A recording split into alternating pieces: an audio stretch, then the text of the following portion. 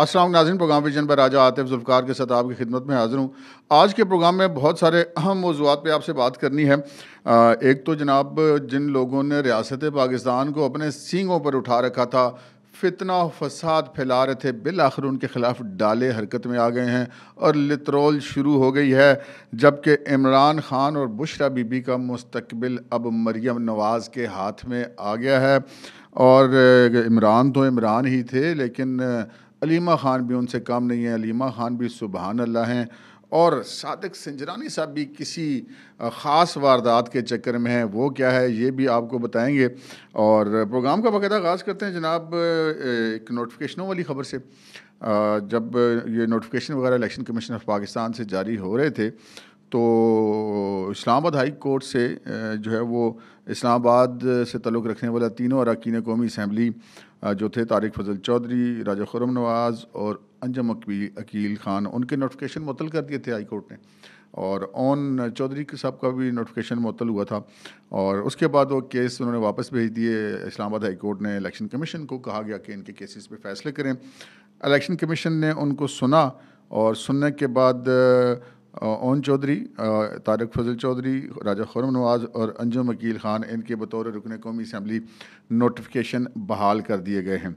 अच्छा, एक और ख़बर है जी, वो भी नोटिफिकेशंस के ही हवाले से है। वो भी एक नोटिफिकेशन है। एक नोटिफिकेशन जारी किया गया है पाकिस्तान पीपल्स पार्टी जनूबी पंजाब के सदर और साबिक गवर्नर पंजाब सैयद अहमद महमूद की तरफ से, और नहीं, मखदूम अहमद महमूद की तरफ से।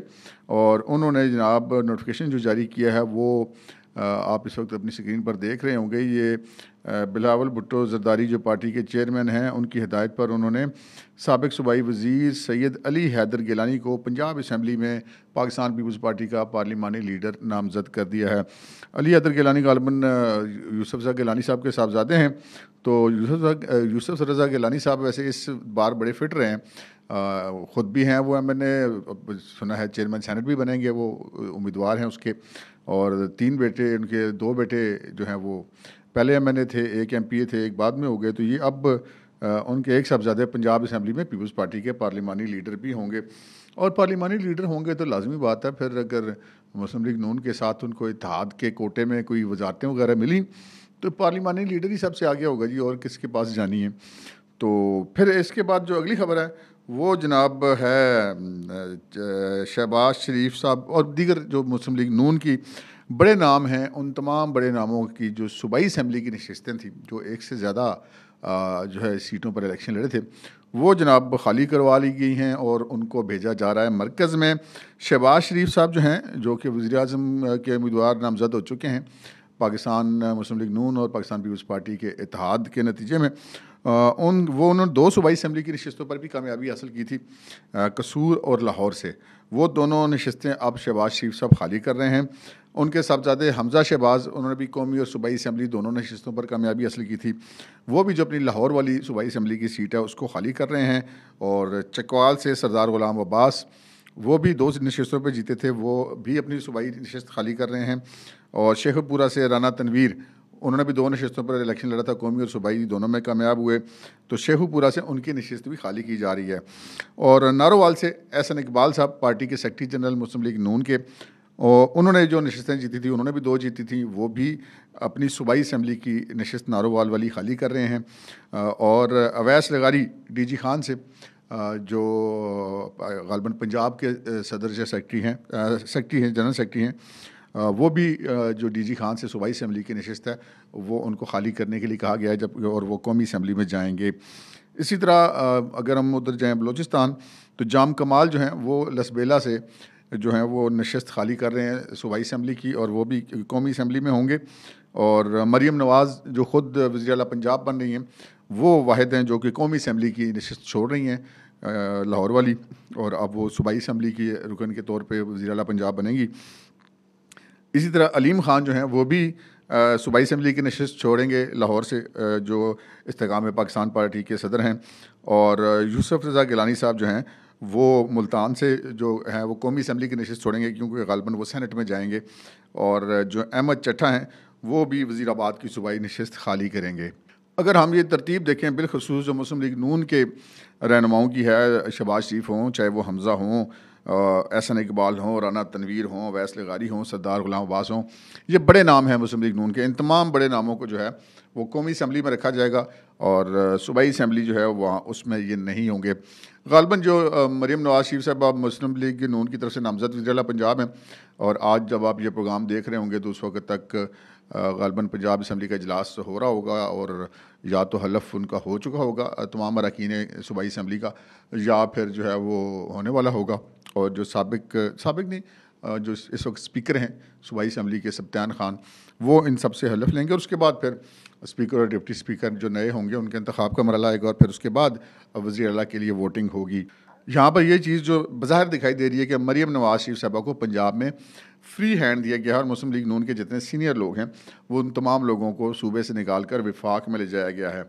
अच्छा जी, इससे अगली खबर की तरफ बढ़ते हैं और इससे जो अगली खबर है वो है जनाब इमरान खान, अलीमा खान भी सुभान अल्लाह हैं। वो जनाब कल एक वाक़या पेश आया, उस वाक़े की वीडियो कल से सोशल मीडिया पे गर्दिश कर रही है और मैं उस पर अपने रात के व्लॉग में बात करना चाहता था लेकिन वो व्लॉग फिर बहुत ज़्यादा तवील हो जाता, तो मैंने इसलिए सोचा कि चलें सुबह वाले व्लॉग में बात कर लेंगे। तो उसमें जो है अलीमा खान साहिबा ने कुछ ऐसी बातें की हैं, यार बंदा कहता है कि यार ये क्या बात कर रही है खातून। खैर उन्होंने जनाब हुआ ये कि वो एक रिपोर्टर थे और एक नेशनल टीवी के वो नुमाइंदे थे। वो उन्होंने जनाब वो जो अलीमा खान से गुफ्तगू की, उनके सामने माइक किया और उनसे सवाल किया कि जी पाकिस्तान तहरीक इंसाफ का जो नज़रिया है वो तो एंटी अमेरिका है और लेकिन खान साहब अब अमेरिका से ही मदद मांग रहे हैं, बस ये सवाल पूछना था उसका। और उसके बाद अलीमा खान जो है वो बरहम हो गई और उन्होंने कहा कि लगता है हर बंदा अपने आप को जर्नलिस्ट समझता है, एक माइक पकड़ के। आपको कोई शर्म आनी चाहिए, आप एक छोटे से छोकरे हैं और कितनी स्टूपिड बात की है। उस रिपोर्टर ने फिर कहा कि जनाब हमने देखा कि खान साहब ने एब्सोल्युटली नॉट कहा था और जब ये बात कही तो फिर अलीमा खान ने दोबारा उनके ऊपर चढ़ाई कर दी और उन्होंने कहा कि कितने बेवकूफ़ हो तुम, पहले सीख कर तो आओ, आपने कब ये काम शुरू किया, माइक पकड़ कर कितनी स्टूपिड बात की है तुमने कितने बड़े लीडर के बारे में। अच्छा, यहाँ पे मतलब अलीमा खान से साहबा से बहुत सारे सवालात बनते हैं। एक तो इमरान खान साहब तो चले उनकी एक आदत है, वो बदतमीज़ी भी करते हैं, वो तलखी भी करते हैं और मेरा ख्याल है पाकिस्तान के अंदर कौमी सतह क्या कोई भी सियासतदान उस तरह की ज़बान इस्तेमाल नहीं करता जिस तरह की इमरान खान साहब करते हैं। मतलब माज़रत के साथ ये कहना पड़ता है जिस तरह की वो तकरीरें करते हैं, मतलब विक्टिम ब्लेमिंग हो, ख़वातीन का तमस्खुर उड़ाना, अरकान पार्लियामेंट का तमस्खुर उड़ाना, अपने जो सियासी मुखालफिन हैं उनके नाम रखना अजीब व गरीब किस्म के, और बाकी जो वो कुछ करवाते हैं अपने फॉलोअर से वो अपनी जगह पे हैं। लेकिन अलीमा खान बहरहाल एक खातून है तो इनके बारे में बंदा कहता है यार शायद वो उतरी ना हो, लेकिन आज उन्होंने बताया कि नहीं जी वो भी इमरान खान ही की बहन है। तो ज़बान अगर इमरान खान की ख़राब है तो अलीमा खान की भी काम नहीं है। तो वो अब उनसे बंदा पूछे खातून से कि आपको ये हक किसने दिया है कि आप किसी के जर्नलिस्ट होने या ना होने पर एतराज़ उठाएं? क्या आप जर्नलिस्ट सिर्फ उनको समझती हैं जैसे समी इब्राहिम और वगैरह जो नहीं है वो इमरान खान का प्लस्तर हाथ में पकड़ के फ़ोटोएँ बनवाते हैं और जनाब वो खुशामद में नीचे लेटे चले जाते हैं? तो या फिर आपको ये इमरान रियाज टाइप के और सदीक जान टाइप के जर्नलिस्ट आप उनको समझती है जो बुनियादी तौर पर जर्नलिस्ट हैं ही नहीं, वो तो मतलब आपकी पार्टी की कारकुन हैं, तो आप अपनी पार्टी के कारकुनों के अलावा किसी को जर्नलिस्ट मानने के लिए तैयार नहीं है। अब वो सवाल देखें उस रिपोर्टर का, उस रिपोर्टर ने कोई बदतमीज़ी नहीं की। मैं वो चूँकि वो उसका वो होता है स्ट्राइक आने का चक्कर होता है तो मैं यूट्यूब पे वो वीडियो डाल ही रहा, आप सोशल मीडिया पे देख सकते हो, वीडियो गर्दिश कर रही है कि उस रिपोर्टर ने बिल्कुल तहज़ीब से उनसे सवाल किया और उसने दलील से बात की कि जनाब आपने तो खुद ये कहा था खान साहब ने एंटी अमेरिका, और फिर अब वो अमेरिका से मदद मांग रहे हैं जो उनके कल परसों उनके वकला ने जो हैं वो मैसेजेस दिए अमेरिका को, पुकारा उन्होंने मदद के लिए इमरान खान की। तो उस रिपोर्टर ने ये बात बड़ी जायज़ उसने की और बड़े उसने पोलाइट तरीके से की, लेकिन मतलब ये खातून तो पीछे लग गई रिपोर्टर की, उनकी ऐसी की तैसी तुम्हारी। और फिर जब उसने दोबारा बात की उसने कहा देखें हमने तो देखा है कि खान साहब ने एब्सोल्युटली नॉट कहा था, अब बस इतनी बात करनी थी, फिर कितने बेवकूफ़ हो तुम, पहले सीख करो। मतलब क्या सीख कर आए वो, सवाल करना तो उसने सीखा हुआ है, वही तो बात कर रहा है। और हर बंदा माइक पकड़ के हाथ में पकड़े वाली बात अगर उनकी की जाए तो वो उस रिपोर्टर ने जनाब एक नेशनल टीवी चैनल का माइक हाथ में पकड़ा हुआ था। और फिर कितने बेवकूफ़ हो तुम, पहले आपने कब ये काम शुरू किया, माइक पकड़ कितनी स्टूपिड बात की, कितने बड़े लीडर की। तो जनाब ये लीडर साहब भी तो स्टूपिड बातें कर रहे हैं ना, ये आप ही के लीडर साहब हैं जो आपके भाई साहब जो हैं वो एब्सोल्युटली नॉट के नारे लगा के और अमेरिका के ख़िलाफ़ बातें करके मुझे अमेरिका ने निकलवाया, उसके बाद वहाँ पे लाबियाँ भी बुक करते हैं, वहाँ के जो कांग्रेसमैन हैं उनसे भी मदद हासिल करते हैं उनसे मज़म्मतें भी कराते हैं और अभी भी उनको अपीलें कर रहे हैं। तो स्टूपिड जो हरकत करे उसको आप कहें ना स्टूपिड, अगर आपके अंदर इतनी अखलाक की ज़रूरत है तो मतलब अब बंदा अपनी फुटिंग भी देखे। भाई अरबों रुपए आपके पास आ गए और आपके भाई ने आपको आपके उस मतलब मुबैना ब्लैक मनी को वाइट करने के लिए एक पूरी एमनेस्टी स्कीम लॉन्च की, जिससे आपने अपने वो पैसे वाइट किए। और आपसे जब सुप्रीम कोर्ट में सवाल हुआ कि इतनी दौलत आप कहाँ से लाई, तो आपने कहा जी सिलाई मशीनें चला के।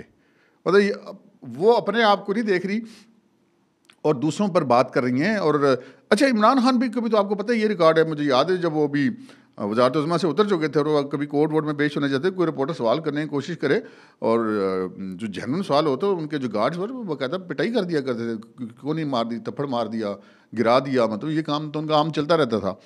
तो अब बहरहाल ये है कि इमरान खान तो इमरान खान, अलीमा खान भी सुभान अल्लाह ही हैं। आगे बढ़ते हैं जनाब अगली खबर की तरफ। अगली खबर जो है वो सादिक संजरानी साहब के हवाले से जी। सादिक संजरानी साहब चेयरमैन सेनेट, और आपको पता है वो बड़े पुरस्रार किरदार, ये गाजी ये तेरे पुरस्रार बंदे टाइप के आदमी हैं, आपको पता है। वो चेयरमैन भी बन गए, उनके पास मेजॉरिटी नहीं थी, फिर उनके खिलाफ अदम एतमाद आई, तो जिन्होंने अदम एतमाद पेश की तो ऐवान के 65% अरकान उनके खिलाफ थे, और जब वो खुफिया पोलिंग हुई तो वो फिर जीत गए। तो वो जब पिछली इस्टेब्लिशमेंट गई तो एक तकरीब में आसिफ जरदारी साहब के पास आए, तो वो उन्होंने आसिफ जरदारी ने उन पर तंज किया कि वो किधर गया तुम्हारा फैज़।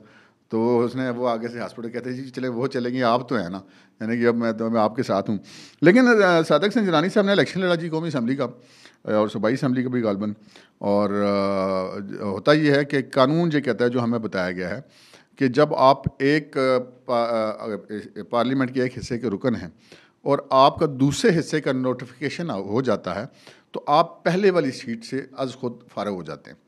तो सादिक संजरानी साहब कानूनी तौर पे जब उनकी कामयाबी का नोटिफिकेशन जारी हो गया तो उसके बाद वो चेयरमैन सेनेट तो क्या, सेनेट के मेंबर भी नहीं रहे।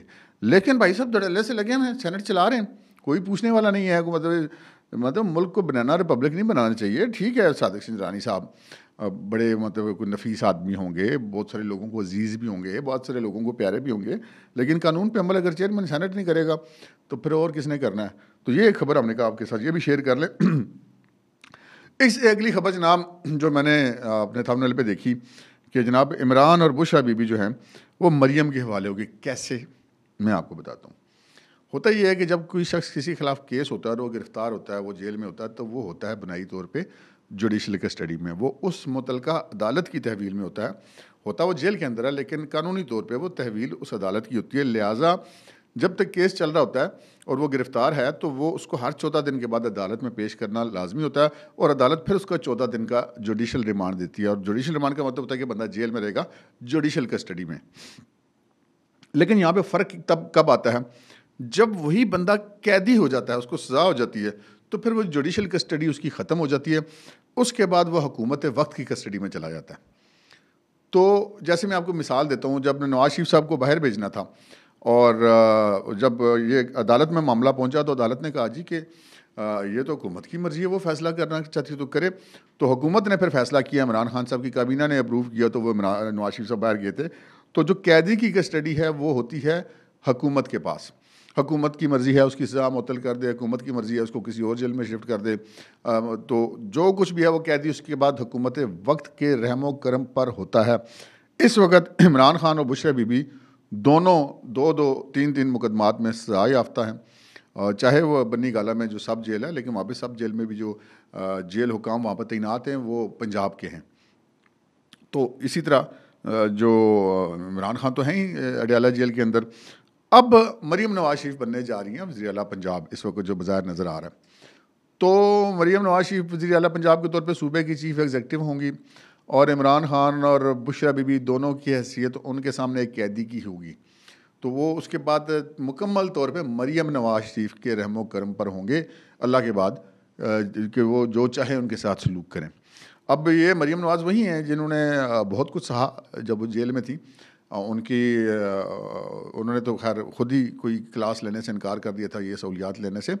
लेकिन उसके बाद इनको वो शदीद गर्मियों में जब हम लोग कवर करने जाते थे बतौर रिपोर्टर, तो अडयाला जेल के बाहर हमसे उस शदीद गर्मी और हब्स में नहीं खड़ा हुआ जाता था, जिसमें मरीम नवाज शरीफ ना सिर्फ ये जेल की काल कोठरी में थी, बल्कि इनको उस कोठरी में रखा गया था जो जेल के तंदूर के साथ थी। कि मतलब एक तो वैसे गर्मी ऊपर से और हीट, लेकिन आफरीन है उस पर, तो उसने तो उफ़ नहीं की। तो जब से बुशरा बीबी और इमरान खान गए हैं तो वो तो खैर उनकी फरमाइशें नहीं ख़त्म होती।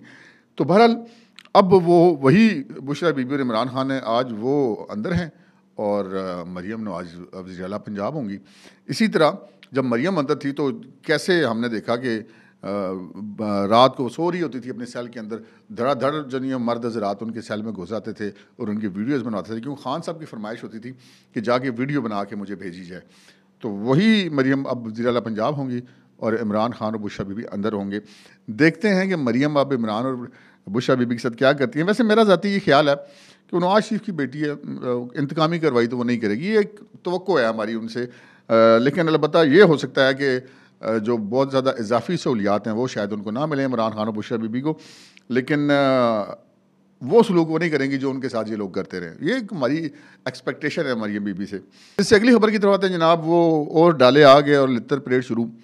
एक तो जनाब हम काफ़ी दिनों से ये देख रहे थे कि एक धड़ाधड़ 9 मई के मुलजमान को रिलीफ और जनाब वो रियासत के ख़िलाफ़ बातें, और वो शेर अफजल मरवत जी क्या था कि एक बार नहीं हम 10 बार 9 मई करेंगे, और इस तरह की हरकतें होती। 9 मई वाले वज़ीर आला भी नामज़द हो रहे हैं, 9 मई वाले वज़ीर आज़म भी नामज़द हो रहे हैं, और एक तूफ़ान बदतमीज़ी मचा हुआ था। तो हम भी मतलब बहुत सारे लोग आप में से भी सोशल मीडिया पे लिखते होंगे, हम भी लिखते थे कि यार ये क्या, मतलब पहले तो कोई आवाज़ नहीं करता था तो डाले आ जाते थे, तो अब तो मतलब तो डाले डुले तो गायब ही हो गए कहीं। तो ये क्या चक्कर है। लेकिन बहरहाल एक हर चीज़ की एक लिमिट होती है और वो लिमिट क्रॉस हुई।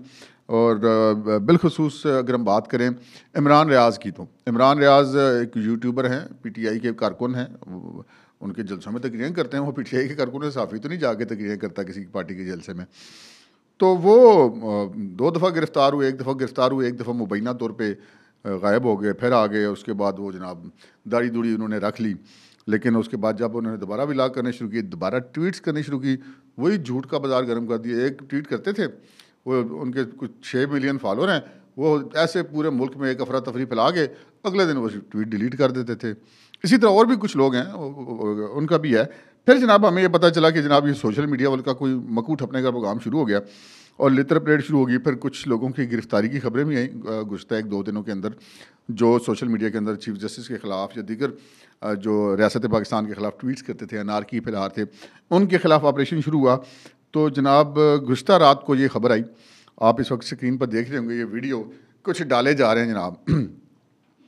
ये डाले अब बाद में पता चलेगा कि गिरफ्तारी अगर डालेगी तो पता चलेगा कि किसने डाली है। लेकिन ये पता चला कि जनाब लाहौर से इमरान रियाज़ को उनके घर से गिरफ़्तार कर लिया गया है और उनके भाई उस्मान रियाज़ के बकौल कुछ 16 से 18 डाले आए थे, जिसमें कुछ वर्दी वाले लोग थे, कुछ बगैर वर्दी वाले थे। तो अब वो हो गए हैं गिरफ़्तार।